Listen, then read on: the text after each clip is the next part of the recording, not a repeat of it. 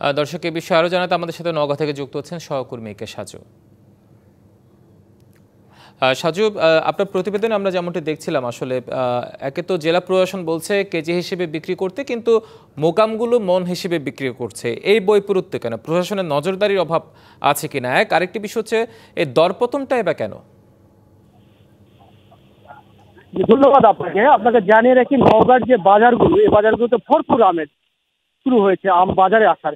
এই আম বাজারে আসার কারণে, কিন্তু একজোড়া আমগুলো আসার কারণেই বাজারের দর পতন। এটি ক্রেতা এবং বিক্রেতা বলছেন যে এই অতিরিক্ত গরম বা তাপমাত্রা বেশি থাকার কারণ, এবং এক যুগে গরমের কারণে এক যুগে সকল আম বাজারে উঠতে শুরু করেছে। আর এই কারণেই যে দর পতন হয়েছে। এই দর পতন হয়তো আরো 2-1 সপ্তাহ পরে এই দাম বাড়তে পারে, কিন্তু কৃষকরা যেটি হয়রানির শিকার হচ্ছে, এখন বর্তমানে যে হয়রানির শিকার হচ্ছে, বড় ধরনের লোকসানে করছেন এই যে ওজন দিয়ে।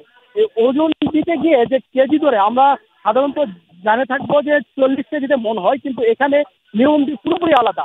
52 কেজিতে, এই চাষিদের 52 কেজিতে মন দিতে হচ্ছে। এটি যে বড় লোকসানের কারণ বলে চাষিরা মনে করছেন।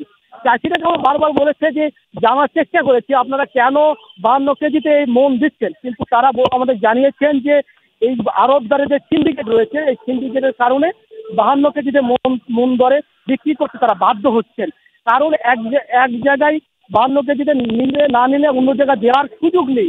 আর এই কারণেই বাধ্য হয়েই এই চাষিরা কিন্তু আমটা 52 কেজিতে দিচ্ছেন, এবং এই কাঁচা পূর্ণ হওয়ার কারণে এটিকে সংরক্ষণ করে রাখতে পারছেন না এই চাষিরা।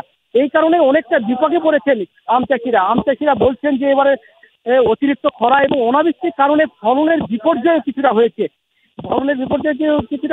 এরপরে আবার এই দরপতন, এটি বড় একটি লোকসানের মুখে পড়বে এমনটি বলছেন।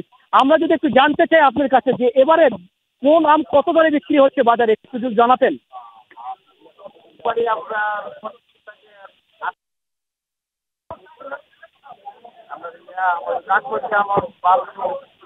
জি, ধন্যবাদ আপনাকে। আপনি জানিয়ে রাখছেন যে এই বিষয়ে কিন্তু বারবার জেলা প্রশাসন ক্রেতা বিক্রেতা এবং আড়তদারদের যে সমন্বয় মিটিং করেছেন, কিন্তু এতে কোনোই লাভ হয় নাই। 52 কেজিতেই রয়েছে। আমরা জেলা প্রশাসনের সঙ্গেও কথা বলেছি, তারা জানিয়েছেন যে আবারও এটি নিয়ে আলোচনা করা হবে। এরপরে যদি ও আপনার কেজি দরে আম বিক্রি না হয় বা কেনাবেচা করা না হয়, তাহলে আইনানুগ ব্যবস্থা নেবে, এমনটি জানিয়ে। সহকর্মী কে সাজু টেলিফোন আমাদের সাথে নওগাঁ থেকে যুক্ত হয়েছিলেন, জানাচ্ছিলেন আমের বাজারের বর্তমান অবস্থা।